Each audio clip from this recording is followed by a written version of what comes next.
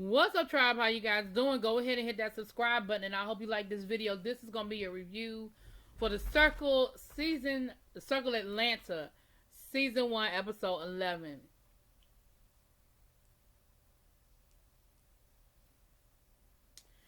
So let me just go ahead and say this before I go any further. This episode just thoroughly disgusted me. And I'm just gonna say that. And let me just go ahead and go through the episode.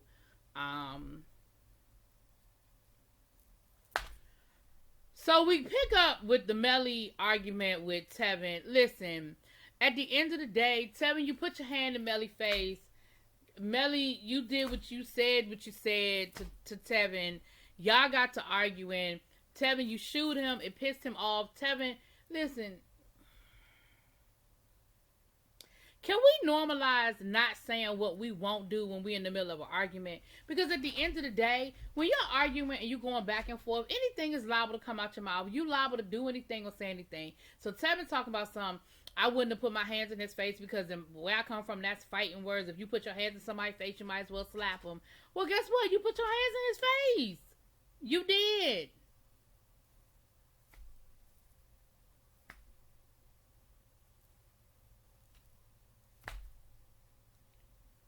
I don't know what else to say. So Melly was on one side of the situation while Tevin, Cash, Alyssa, I don't know who else was over there, but they were going back and forth for a little while, and then Alyssa was like, I came here tonight because I was trying to forget. I had someone really close to me passed away, and I just needed to veg out. I ain't come here for all this drama and extraness. That ain't what I signed up for. In the midst of the conversation, it comes out what Jewel actually said about her not being invited. I'm not going to prolong this. We know Jewel left the voice note, and when they played the voice note,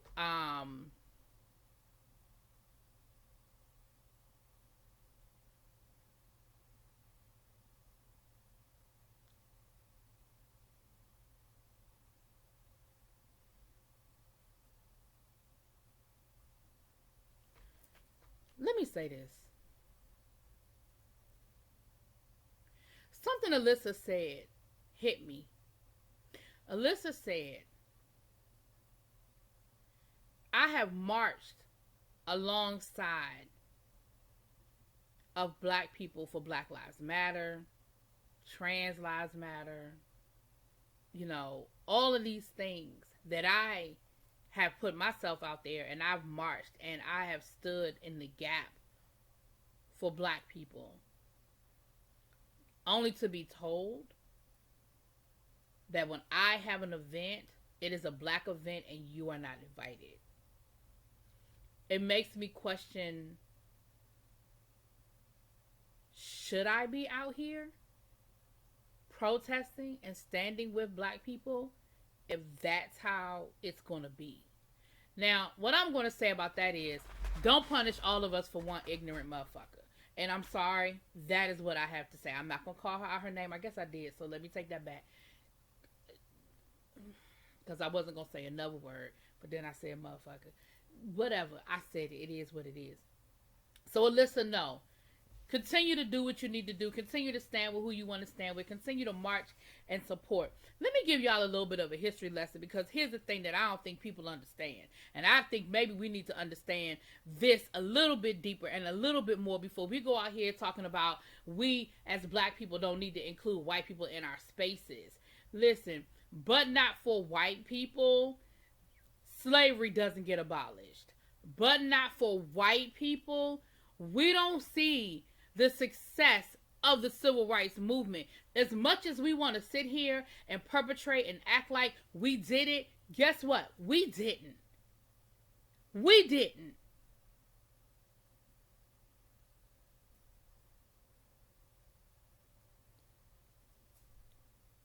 I don't understand the mindset that tells you that it is okay to discriminate against other people when you seek vindication for the discrimination that was done to you. That shit don't even make no goddamn sense to me, and I don't understand it. And I'm just gonna be honest. I'm disgusted. I'm disgusted at the whole situation. I'm disgusted at what she said. I'm disgusted that that is her point of view. And I'm honestly disgusted at the people who bent over backwards to defend it. That, I'm disgusted. I'm disgusted. It is not okay. I said it in my last review and I just kind of let it go. And I'm not going to spend my whole review on this either. But it hurt me to my soul. Not because Alyssa was crying and all of that. Because Alyssa even said, you know, I'm emotional because I'm grieving. So it's a whole lot going on. You know, the tears were a mixture of what she had going on. But even to hear Cash tell the story and say, listen, I was offended because, listen, I'm mixed. So for you to say that I might not be welcome in a space, like, again, you don't know my story. You don't know my struggle. You don't get to choose who is righteous enough to be in a black space.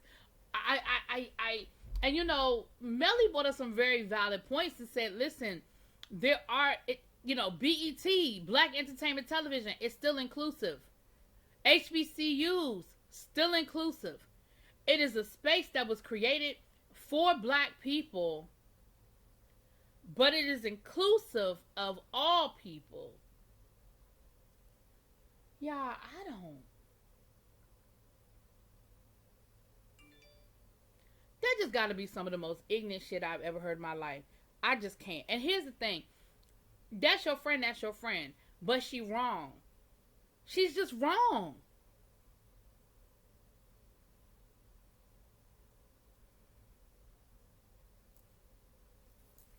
I had a whole like tirade that I was gonna go on, but it's not even worth it. It doesn't matter, because Jewel feels the way she feels, and she feels that she's right. She feels that she's justified, and it is what it is. But what I find very ridiculous is later on in the episode, you're talking to Tevin, and you're talking about how Melly treated Tevin, and y'all went back and looked at the circle, and y'all can find everything that Melly ever did and said that was wrong, homophobic, transphobic, the ratophobic, rice-a-roni, everything that Melly ass ever said that was wrong, but y'all don't seem to think that y'all wrong. Jewel, you gonna sit there and tell Tevin that that's not right of Melly to make you feel that way, and nobody should ever make you feel that way. Bitch, how the fuck do you think you made Alyssa feel? I said I wasn't gonna call her out her name. How do you think you made... And Alyssa brought up another good point. Alyssa, let me say this to you, Alyssa. I don't know if you watch my reviews or not, but Alyssa, I'm so proud of how you handled the situation and the way you spoke so eloquently, because Alyssa said, you know, listen, I get it, we making a TV show, but I just think about all of the white fans and how they might feel when they see this episode. Valid point. Anyway, I can't, because I'll sit here for another 15 minutes going off, and I'm not going to do that, because this episode was 5,000 years long, and I got to get to the rest of it. So, of course, like I said, people were upset. I'm not going to get into who did this and who did that, because like I said, y'all know who y'all were, because I'm not getting into the name calling. Not only was I upset with Jewel for saying it and standing in the gap, but I was upset with the people who were defending it. Again, that's your friend, but it's okay to tell your friend she wrong. Moving on. The next day, it was a bunch of damn phone calls talking about what happened with Alyssa. They had to fill Mulatto in because Mulatto wasn't there. They had to call Jewel and tell Jewel what had happened. And no, did they ever? Let me not lie. I don't know if that was ever a conversation with Jewel. But Melly and they got on another call the next day where basically they was talking again about, you know, what happened and how they felt and how they, I can't. I've given all the energy I can to it. I can't. Alyssa's on the way to the funeral for her friend, and we got to learn a lot about her friend. Her friend was an activist. And this was somebody that Jewel, you know, marched with and stood in the gap with, when it came to discrimination and things of that nature. So I can appreciate that. Excuse me.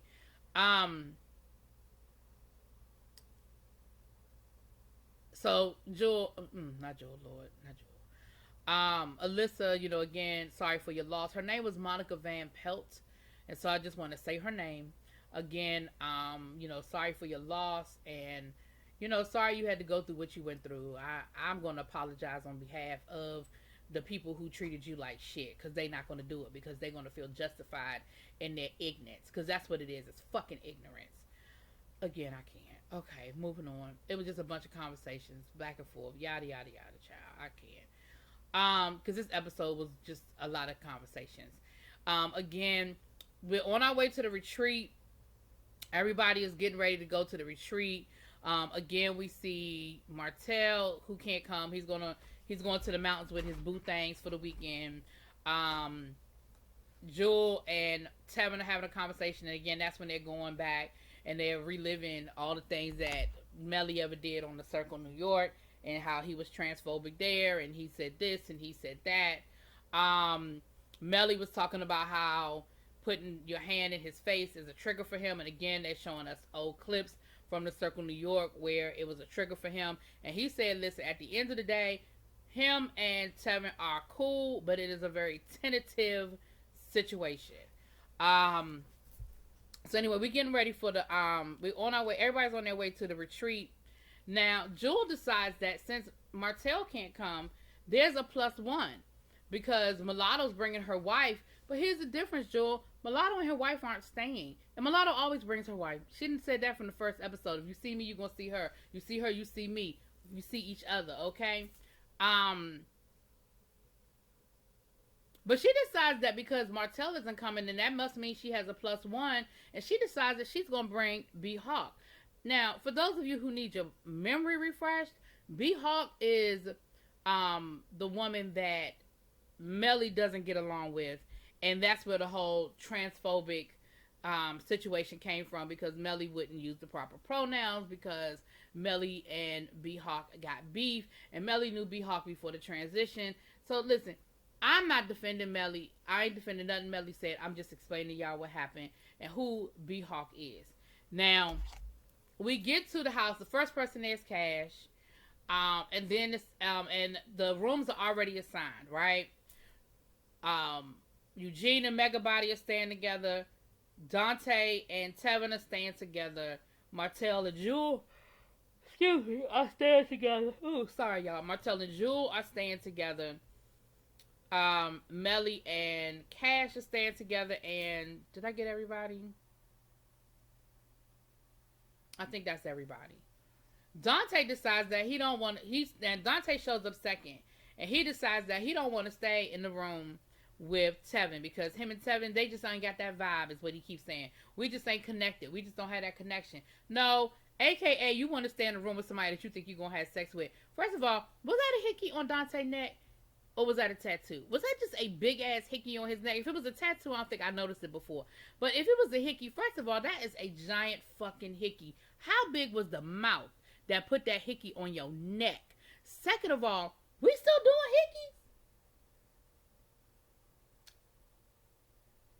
I mean, I thought we stopped doing hickeys in high school. Maybe college. We still doing hickeys? I didn't know people still did hickeys at our age. And I mean, granted, Dante, you're not my age because you know I'm old. But I just didn't think people was doing hickeys. But okay. Alright then.